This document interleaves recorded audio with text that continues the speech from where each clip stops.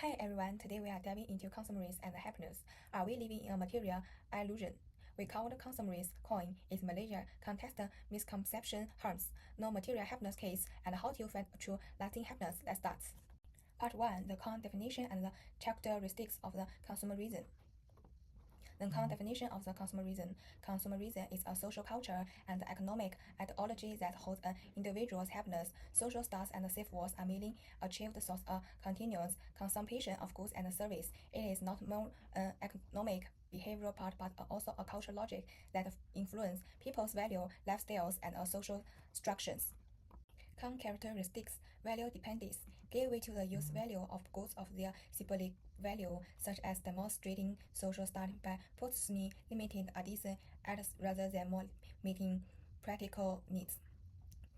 Derivative drive, stimulating rational consumption derives source of advertising, social media, and other means blurring the boundary between needs and wants, such as frequently changed to new electronic products.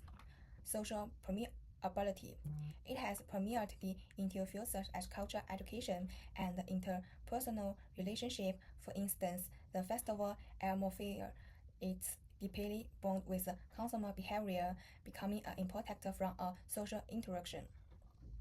Economic dependence rely on sustaining growth in consumption to drive economic and even from a circular chain of production, consumption, reproduction. If consumption source is easy to drag economic fluctuation, highlighting the close connection between consumption and a social economy. Moving on to the second part. Let's look at consumerism's spread and status quo in Malaysia, driven by economic growth, media marketing, and globalization. In 2023, its tertiary industry accounted for 57% of GDP, boosting consumption. Young people prefer cost-effective products and buy now, pay later, with 15% growth in experiential consumption 2024 and e-commerce at 13% of retail. Islamic consumption is also a local feature. With consumerism spreading, people have misconceptions about consumption and happiness. Next, we'll analyze them. Hello, my name is Sun Zhenhao. Today I will talking about the common misconception about the connect between consumerism and happiness. In contemporary society, the belief that the consumption like happiness has become widely accepted. However, this perception is largely shaped by commercial force, social and cultural atmosphere, and human tendencies toward setting pressure rather than the true strength of the well-being. To discontrast this misconception, we must first understand where it originated, then identify the road furnished, and finally use the everyday example to show that such happiness is often felt and short-lived. Therefore, consumerism produces a kind of fake happiness. It convinces people that happiness comes from the actual presence, which agonists facilitate needs, relationship quality, and life purpose, which are the true foundation of the lasting well-being. Understanding and debunking this misconception is crucial because its happiness identity broke free from the emotion partner, mistempered by commercial log, only by returning to the identities. Sub-solution happiness can people achieve goal and well-being rather than rest on the temporary merit solution. We look at the issue of consumerism under philosophy for the first part. From a philosophical view, consumerism is called a material issue because its quality changes what we think is important and puts material things at the center of life. Many people now believe that buying things bring happiness, but they've forgotten inner needs such as self-worth, good relationships, and highly life goals. This problem is common. Some young people change their phones just to follow trend even though the old ones still work. Shopping festival countdowns make people feel anxious, as if not buying means losing. Some people shop to feel better, but the joy only lasts a short time and soon becomes emptiness.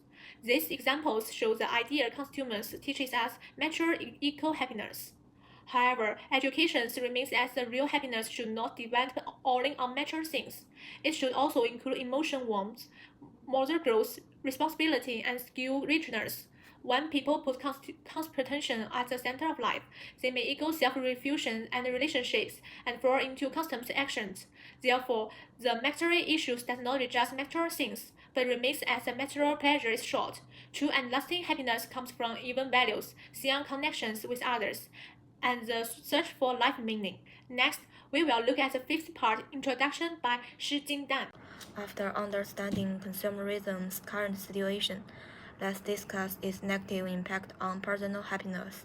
It easily causes financial and choice anxiety, turns good into identity labels that fuel blind comparison, and the happiness from material consumption is short-lived, leading to an empty cycle of consumption, happiness, consumption. In fact, true happiness lies in inner richness, not material possessions.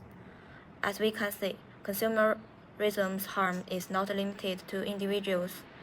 It further affects society profoundly. Next, let's analyze its latent harms at the social level. Hello everyone, today I would like to talk about the latent harm of the consumerism at the social level, particularly how it manifests in Malaysia. First, we need to recognize that the social value has been ratified with the rapid development of the incomes.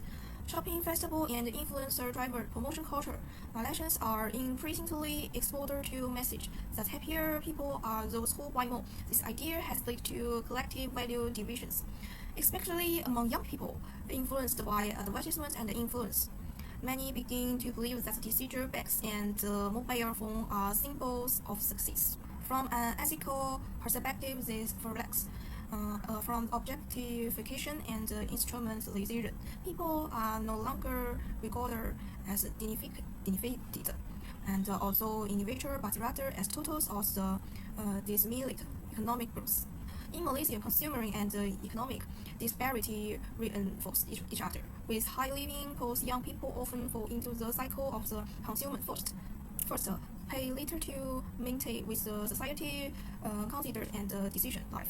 Even groups who struggle to meet their basic needs are still influenced by ideas that happiness equals buying more, which increased by psychological stress and social frustration. This dynamic has created not only an economical gap, but also consumption gap, where those who can consume are seen as successful, where those who cannot are marginalized. As a sociologist, cemented by all in a consumer society, not being able to consume itself becomes a reason for exclusion, a phenomenon clearly visible in Malaysia. To summarize, consumer in Malaysia has created a systemic illusion of happiness. The harms it brings influence of the commodification of the values, widening social inequality, and the erosion of the community relationship.